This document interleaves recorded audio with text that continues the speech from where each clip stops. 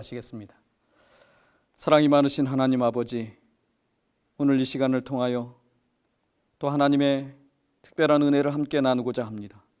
하나님, 우리와 함께 하여 주셔서 세상이 줄 수 없는 하나님의 은혜를 경험하는 귀한 예배 시간 되게 하여 주시옵소서. 하나님의 성령께서 이 시간 우리와 함께 하여 주셔서 마지막 하나님의 백성으로서 우리가 감당해야 될 사명을 함께 생각할 때 하나님께서 주시는 은혜와 축복을 경험하는 귀한 예배 시간 되게 하여 주시옵소서. 사랑의 예수님의 이름으로 간절히 기도 올리옵나이다. 아멘.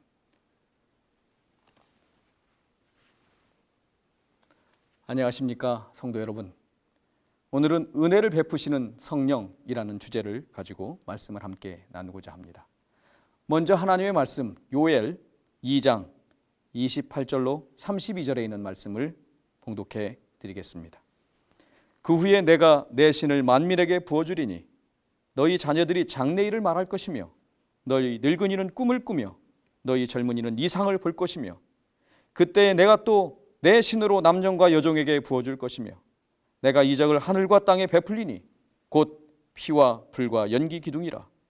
여호와의 크고 두려운 날이 이르기 전에 해가 어두워지고 달이 핏빛같이 변하려니와 누구든지 여호와의 이름을 부르는 자는 구원을 얻으리니 나는 나 여호와의 말대로 시온산과 예루살렘에서 피할 자가 있을 것이며 남은 자 중에 나 여호와의 부름을 받을 자가 있을 것임이니라.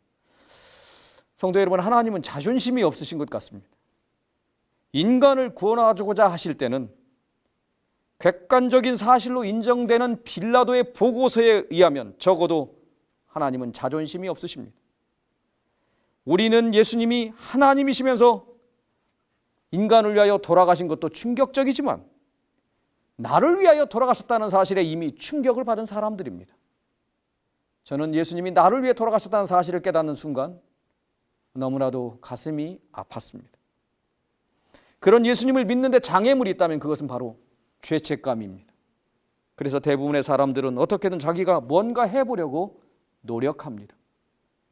이 정도 고생은 해봐야 한다면서 사서 고생을 하기도 하고, 그러나 이 순간 우리가 하나님께서 우리의 모든 문제를 해결해 놓으셨다는 사실을 인정할 때 우리는 감사하며 평안하게 이 길을 갈 수 있습니다. 그러므로 이 시간 우리의 마음속에서 죄책감이 들면 들수록 우리가 해야 될 일은 회개하는 일입니다. 회개는 하나님의 사랑에 대한, 그분의 은혜에 대한 이해에서 출발하는 것입니다. 종로의 계단의 책의 제목부터 확인해 봐도 첫 번째 장 제목이 인류에 대한 하나님의 사랑입니다. 하나님은 아담과 하와가 죄를 범했을 때 자존심을 다 버리고 찾아오셨습니다. 야곱이 아버지를 속이고 형을 속이고 도망가는데 하나님은 자존심 버리시고 야곱을 찾아오십니다. 엘리야가 죽여달라고 우울증 환자처럼 되어 변해버려져 있는 상황이 됐음에도 불구하고 하나님은 자존심 다 버리시고 엘리야를 찾아오십니다. 하나님께서 인류를 구원하시려고 은혜를 베푸시는 그 순간은 자존심을 버리시는 것처럼 보입니다. 인간이 하나님 앞에서 해야 할 첫 번째 일은 하나님의 사랑의 은혜를 이해하려고 노력하는 것입니다. 우리가 아직 죄인 되었을 때 그리스도께서 우리를 위하여 죽으심으로 하나님께서 우리에게 대한 자기의 사랑을 어떻게 하셨다고요? 확증하셨느니라. 이것이 바로 로마서 5장 8절의 말씀입니다. 에브라임이여 내가 어찌 너를 놓겠느냐, 이스라엘이여 내가 어찌 너를 버리겠느냐, 내가 어찌 너를 아드마같이 놓겠느냐, 내가 너를 소보임같이 두겠느냐, 내 마음이 내 속에서 돌아서 나의 국률이 온전히 불붙듯 하도다. 호세아 11장 8절 말씀입니다. 그러므로 지난 날을 후회하기보다 은혜를 베푸시는 하나님께서 나를 정말로 지금도 여전히 사랑하신다는 사실 앞에 감사하며 분명히 믿음을 가지고 사명자로 우뚝 서시는 저와 여러분 되시기를 간절히 바랍니다. 꿈을 많이 꾸십니까? 꿈을 잘 꾸는 게 좋은 건지 안 꾸는 게 좋은 건지는 사람마다 다릅니다만은, 꿈을 어떤 사람은 1시간 반을 꿈을 주기적으로 자는데 그렇게 잠을 잘 자면 꿈을 잘 안 꾸었는데도 기억이 안 난다고 그래요. 어떻게 어떤 사람은 잠을 자면 잘수록 꿈을 기억합니다. 어떤 사람은 그래서 꿈꾸는 걸 좋아하고 어떤 사람은 꿈꾸는 걸 싫어합니다. 잠자리가 뒤숭숭하다, 꿈은 반대다, 뭐 이런 말도 합니다. 근데 우리가 성경에서 요셉을 이야기를 볼 때마다 무슨 얘기를 듣냐면 꿈은 꾸어야 되는 것 같다 하는 생각을 갖습니다. 좋은 꿈도 있다라는 생각도 갖습니다. 근데 요셉의 생애 속에서 정말로 특별한 것은 무엇이냐면 그가 포기할 만한 상황이 된 것 같은데 포기하지 않는다라는 것입니다. 대저 의인은 7번 넘어질지라도 어떻게 한다고요? 다시 일어난다는 것입니다. 악인은 재앙으로 인하여 엎드러진다고 잠언 24장 16절에 말씀하셨습니다.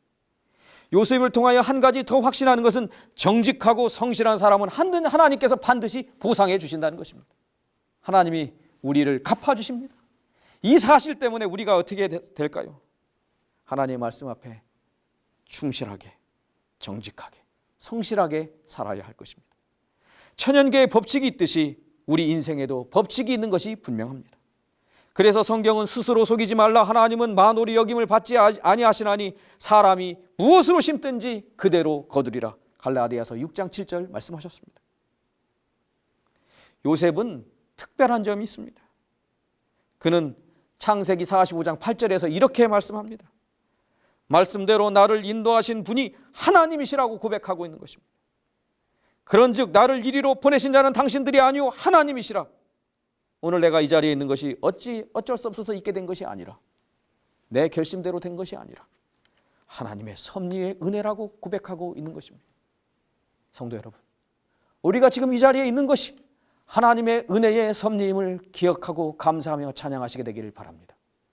우리가 가지고 있는 이 특별한 은혜는 하나님의 섭리였다고 하는 것입니다. 시편 139편 7절부터 8절에 있는 말씀을 보면 이렇게 말씀합니다. 내가 주의 신을 떠나 어디로 가며 주의 앞에서 어디로 피하리까? 내가 하늘에 올라갈지라도 거기 계시며 음부에 내 자리를 펼지라도 거기 계시나이다. 하나님은 여전히 우리를 돌보시고 우리를 인도하고 계십니다. 이사야 43장에는 분명히 말씀합니다. 너는 두려워 말라. 내가 너를 구속하였고 내가 너를 지명하여 불렀나니 너는 내 것이라. 누구 것이라고요? 내 것이라. 하나님 말씀하십니다. 내가 물 가운데로 지날 때에 내가 함께 할 것이라. 강을 건널 때에 물이 너를 침몰치 못할 것이며 내가 불 가운데로 행할 때에 타지도 아니할 것이요 불꽃이 너를 사르지도 못하리니 대저 나는 여호와 내 하나님이요 이스라엘의 거룩한 자요 내 구원자임이라. 오늘 하나님은 오늘보다 더 분명한 희망찬 미래를 약속하고 계십니다. 성도 여러분, 미래는 꿈꾸는 자의 곳입니다. 꿈을 가진 요셉이 꿈을 이룬 것은 그 꿈을 가능케 하시는 하나님이 계셨기 때문이라고 하는 것입니다. 성도 여러분, 꿈이 있으십니까? 오늘 우리가 꿈을 가지고 있는 것이 끝이 아니라 우리의 꿈을 이루게 하시는 하나님이 계실 때 우리의 꿈이 의미가 있는 것입니다. 하나님이 오늘 우리를 지지해 주고 계십니다. 누가 오늘 우리 편에 있는가, 그것이 중요한 것입니다. 혹시 내 삶의 아픈 경험들이 우리의 가슴을 가로막고 있고 우리에게 장벽이 된다고 할지라도 우리에게는 여전히 새 힘을 공급해 주시는 하나님이 계심에 감사하는 저와 여러분 되시기를 바랍니다. 하나님이 우리와 함께 하십니다. 그러므로 하나님의 섭리의 은혜 속에 살아가는 사람은 오늘도 감사할 수 있습니다. 요즘은 기계 문명이 발달이 하루하루 달라집니다. 새로운 기업들이 계속해서 발명되고 한 번 만들면 더 이상 나올 것 같지 않은 기술들이 계속해서 발전돼 가는 모습을 볼 수 있습니다. 그러면서 개성을 가진 사람들을 본다는 것이 쉽지 않습니다. 왜냐하면 모두가 다 동일한 모습들을 가지고 있습니다. 애들은 다 스마트폰 사용하고 게임하고 똑같습니다. 아줌마들은 다 뭐합니까? 파마를 합니다. 그래서 아줌마 파마라는 것이 있죠. 그래서 에피소드 중에 공항에서 똑같은 옷을 입고 똑같은 머리를 한 아줌마들이 외국 공항에 내리면 그곳에 근무하는 그 공항의 직원들이 이분이 그분이고 그분이 그분 같고 그분이 그분 같아서 누가 누군지를 몰라서 다시 다 모여보라고 그렇게 한다고 그러지 않습니까? 왜냐하면 제복도 똑같은 옷을 입고 머리도 파마도 똑같고 똑같은 옷을 입고 간다는 거 아닙니까? 여러분, 개성이 있다는 것은 나쁜 것이 아닙니다. 개성은 좋은 것입니다. 왜냐하면 하나님께서 우리를 그렇게 개성 있게 만드셨다는 것입니다. 그리고 하나님께서는 우리를 통하여 이룰 수 있는 독특하고 특별한 하나님께서 맡기신 사명을 우리에게 주셨다는 것입니다. 그래서 요셉은 그 사명을 이룰 수 있었던 것입니다. 흑인 인권 운동을 통해 그 존재감을 분명히 알린 마틴 루터 킹 주니어 목사님이 있습니다. 그분이 이런 말을 남겼습니다. 모든 비극 중에서 가장 최악의 비극은 젊어서 죽는 것이 아니다. 75까지 살지만 한 번도 진정으로 살지 않는 것, 그것이 가장 큰 비극이다. 존재감을 가지고 살아가고 있느냐라는 것을 묻고 있는 것입니다. 진정으로 무엇을 위해 살고 있는가를 묻고 있는 것입니다. 이것이 오늘 우리의 질문이 되어야 할 것입니다. 재림교인으로서 오늘 우리는 그분의 특별한 은혜를 받은 사람으로서 정말 세상 사람과 무엇이 다른 삶을 살고 있습니까? 사명을 가진 사람이 다른 점은 그의 삶을 통해서 나타나야 합니다. 하나님의 특별한 백성들의 삶의 모습이 여전히 다른 사람들의 모습과 동일하다면 우리는 회개해야 합니다. 하나님은 오늘 우리를 특별한 하나님의 백성으로서 선택하셨습니다. 하나님께서는 그 이유를 말씀하시는데 그것은 우리에게 주신 기별이 특별하기 때문입니다. 하나님이 우리를 특별하게 만드신 것은 우리 자신이 특별하기 때문이 아니라 하나님이 주신 그 기별의 독특성이 때문에 우리는 그렇게 특별한 사람들이 된 것입니다. 다니엘서 12장 3절에는 이렇게 말씀했습니다. 지혜 있는 자가 궁창의 빛과 같이 빛날 것이요 많은 사람을 옳은 대로 돌아가게 하는 자는 별과 같이 영원토록 비추리라. 사람은 어떻게든 살아있는 것만 중요하게 여기는 사람들이 있습니다. 그러나 살아있는 것만 중요한 것이 아니고 무엇 때문에 살아있고 그가 있어서 어떤 일이 일어났느냐가 중요한 것입니다. 하나님의 특별한 사람들은 구차하게 자기 목숨 지키는 것으로 살고자 하지 않았습니다. 하나님의 구원의 통로가 되어서 자신과 다른 백성들을 구원하는 사람, 하나님의 백성으로 인도하는 사람, 그 사람이 되고자 하며 살았던 것입니다. 하나님의 특별한 은혜를 경험한 사람들의 삶은 자기의 삶을 유지하는 것으로 끝나지 않고 그 사명을 가지고 받은 기별대로 헌신하며 살아가는 것이 하나님께서 그렇게 구원하신 은혜를 베푸신 목적이라고 하는 사실입니다. 그러므로 날마다 하나님이 오늘 우리에게 베푸신 은혜 속에서 감사와 찬양으로 살게 되시기를 간절히 바랍니다. 사물을 정확히 보려면 무엇이 필요할까요? 눈이 있어야 합니다. 그리고 무엇이 필요합니까? 눈만 있다고 되는 것이 아니라 빛이 있어야 한다고 하는 것입니다. 우리에게 눈이 있습니다. 어떤 눈이 있습니까? 경험의 눈이 있습니다. 양심의 눈이 있습니다. 그리고 지식의 눈이 있습니다.